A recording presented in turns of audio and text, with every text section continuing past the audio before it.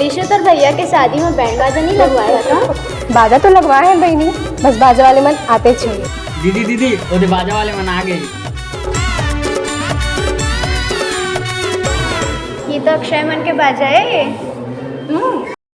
आज तो मौका मिलेगा, आज तुम जान नहीं लो।